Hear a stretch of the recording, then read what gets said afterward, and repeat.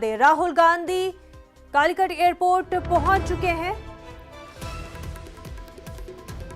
केरल के कोझिकोड और मलप्पुरम में पार्टी लीडरान से राहुल गांधी मुलाकात करेंगे। मुख्तलिफ प्रोग्रामों में राहुल गांधी शिरकत करेंगे। केरल पहुंच गए हैं राहुल गांधी। केरल एयरपोर्ट पर राहुल गांधी पहुंच चुके हैं।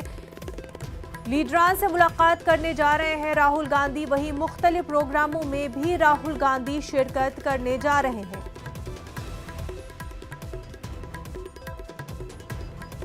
तो इस वक्त की बड़ी खबर आपको बता रहे हैं। तस्वीरें भी टीवी स्क्रीन पर आप देख सकते हैं। राहुल गांधी केरल पहुंच चुके हैं।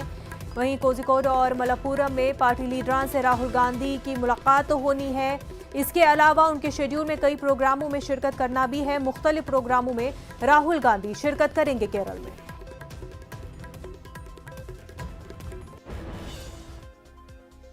कोरोना वबा के दौरान बाहमी इमदाद।